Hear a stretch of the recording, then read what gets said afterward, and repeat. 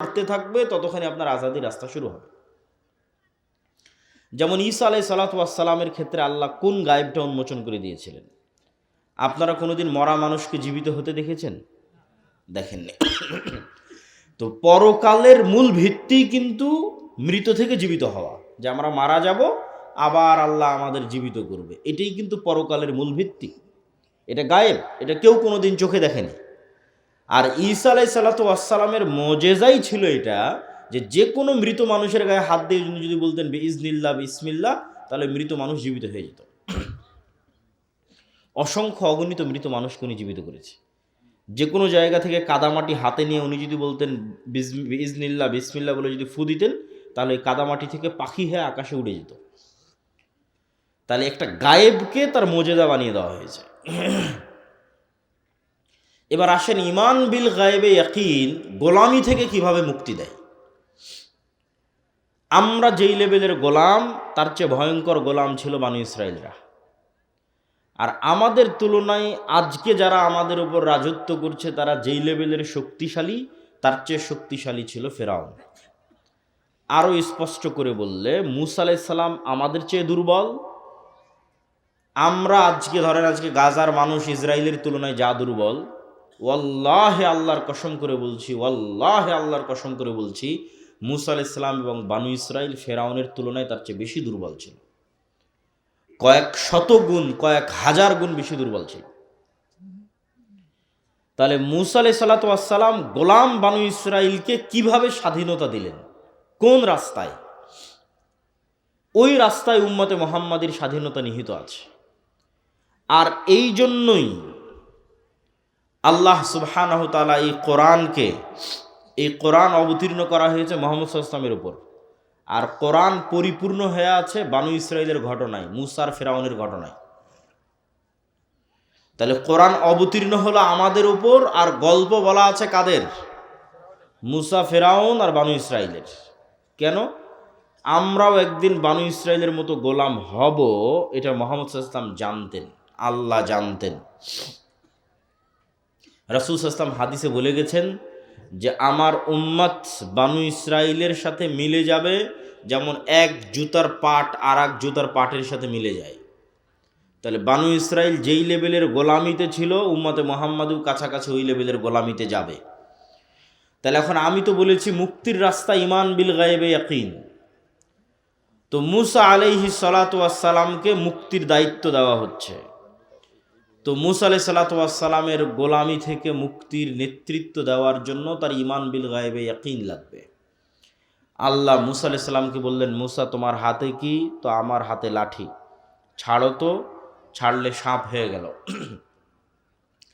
আল্লাহ মুসা আলাইহিস সালামকে বললেন না যে আমি জান্নাত বা আসমান থেকে একটা স্পেশাল লাঠি এনেছি, এই স্পেশাল লাঠি তোমাকে গিফট হিসেবে দিচ্ছি, উপহার হিসেবে দিচ্ছি, হাদিয়া হিসেবে দিচ্ছি, এটা ছাড়লে সাপ হয়।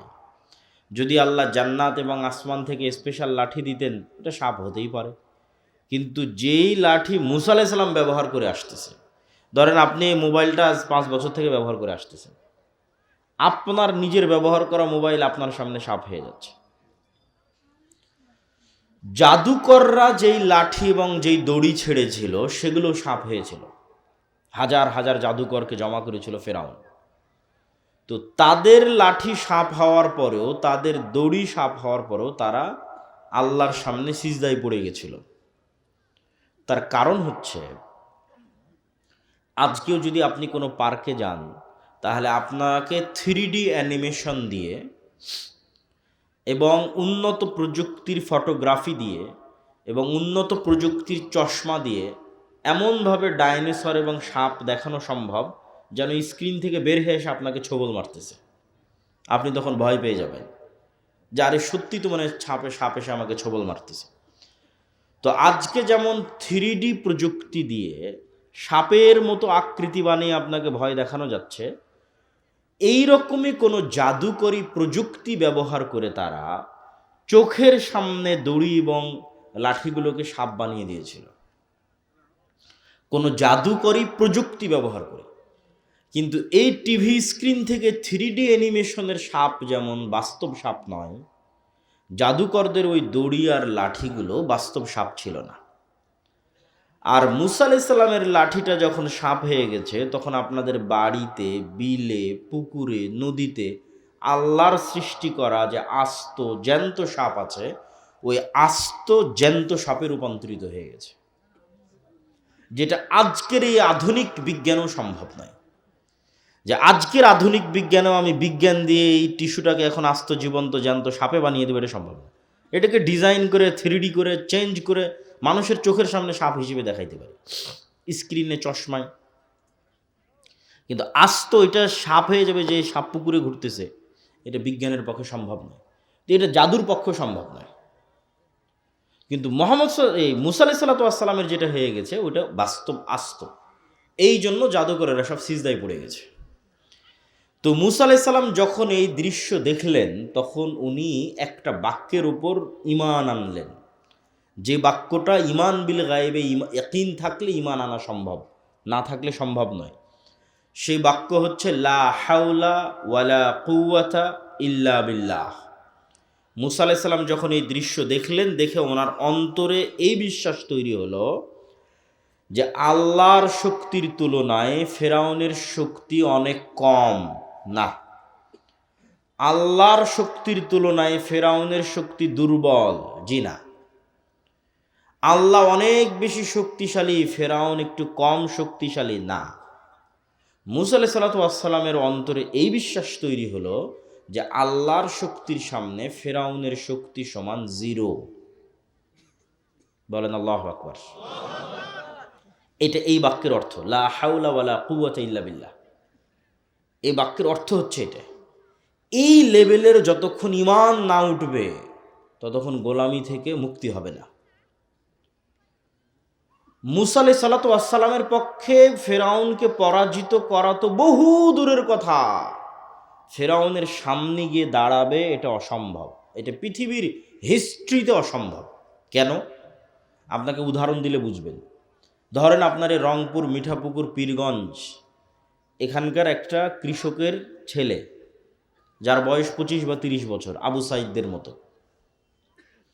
তাকে আমি বলছি তুমি যাও, আমেরিকার প্রেসিডেন্ট ডোনাল্ড ট্রাম্পকে তোমাকে দাওয়াত দিতে হবে।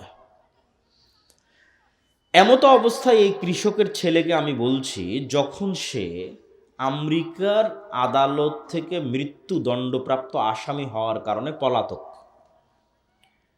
পালিয়ে নিজের এলাকায় না, পালিয়ে ভিন্ন কোনো শহরে, ধরেন দিল্লিতে, করাচিতে, দুবাইয়ে, তো অনেক পলাতক আসামি তো আলিশান আছে, কিন্তু এই পলাতক ব্যক্তি মানুষের বাড়িতে কাজ করে খাচ্ছে।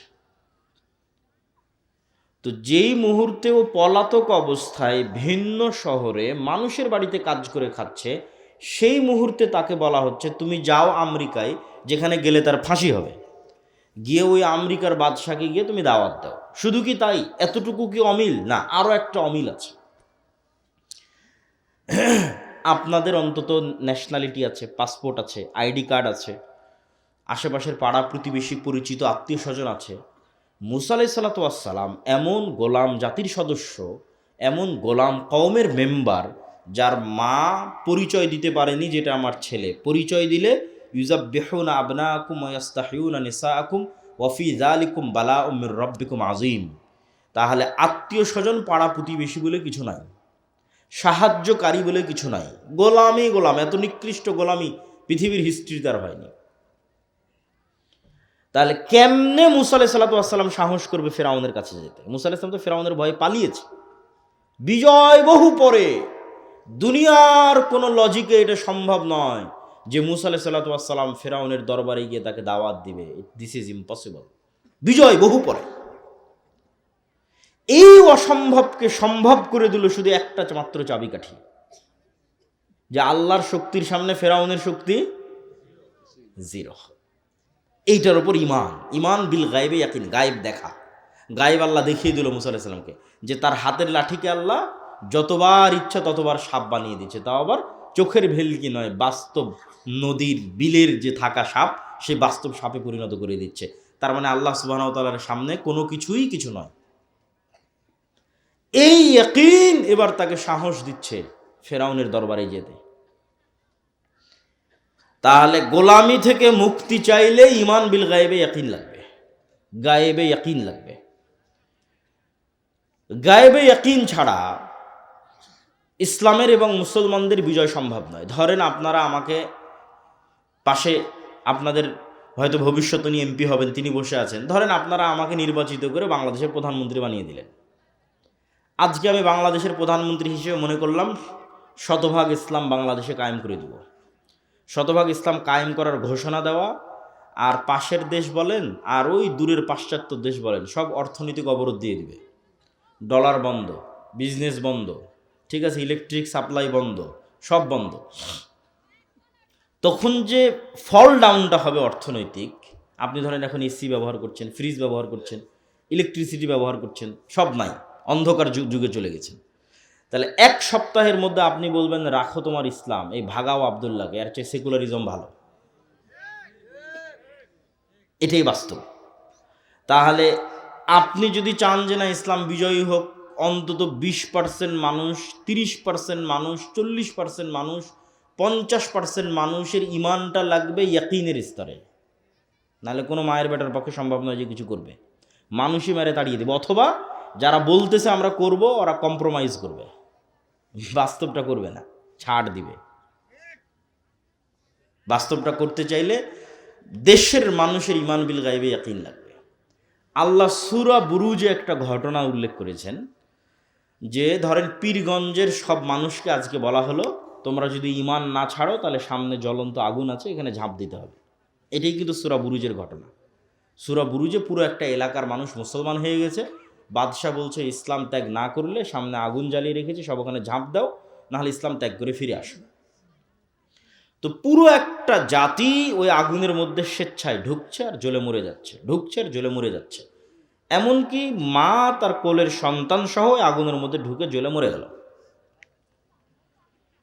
তো ওদের কথা বর্ণনা করতে গিয়ে আল্লাহ কোরআনে বলছে ওয়ামা নাকামু মিনহুম ইল্লা আইয়ুমিনু বিল্লাহিল আজিজিল হামিদ, যে এই যে পুরো একটা এলাকাকে, পুরো পীরগঞ্জকে আগুনের মধ্যে জ্বালিয়ে দেওয়া হলো, এর একটাই কারণ যারা আল্লাহর উপর ঈমান এনেছিল। এটা সূরা বুরুজের ঘটনা। তাহলে আপনি এখন বলেন এই পুরো একটা এলাকা ওই আগুনের মধ্যে ঢুকে যাচ্ছে এবং জ্বলে পুড়ে মরে যাচ্ছে, এটা হওয়ার কোনো রাস্তা নাই যতক্ষণ না আপনার ঈমান এই লেভেলের হয় যে আমি যে আগুনে ঝাঁপ দিচ্ছি এই আগুনটা সাক্ষাৎ জান্নাত, বলেন আল্লাহু আকবার। আর আমার বাড়িতে যে এসি আছে, ফ্রিজ আছে, ফ্যান আছে, স্ত্রী পুত্র সন্তান আরাম আয়েশের জীবন আছে, ওইটা সাক্ষাৎ জাহান্নামের আগুন। এই একই ইমানের পরীক্ষা দাজ্জালের ক্ষেত্রে হবে। দাজ্জালের জাহান্নাম হবে জান্নাত, আর দাজ্জালের জান্নাত হবে জাহান্নাম। তাহলে যতক্ষণ আপনার ওই লেভেলের ইমান তৈরি না হয়েছে, ওই লেভেলের স্যাক্রিফাইস করার মানসিকতা তৈরি না হয়েছে, ভাই কিসের বিজয়? এগুলো দিয়ে শুধু কম্প্রোমাইজ হবে। আল্লাহ কোরআন মাজিদে বলেছেন আম হাসিবতুম আন তাদখুলুল জান্নাহ ওয়ালাম্মা ইয়াতিকুম মাসালুল্লাযীনা খালাউ মিন ক্বাবলিকুম মাসাতহুমুল বাসাউ ওয়াদ-দাররা ওয়াজুলজিলু হাত্তা ইয়াকুলার রাসূলু ওয়াল্লাযীনা আমানু মাআহু মাতা নাসরুল্লাহ। জান্নাত কি তোমাদের মামুর বাড়ি? জান্নাত কি তোমাদের নানির বাড়ি?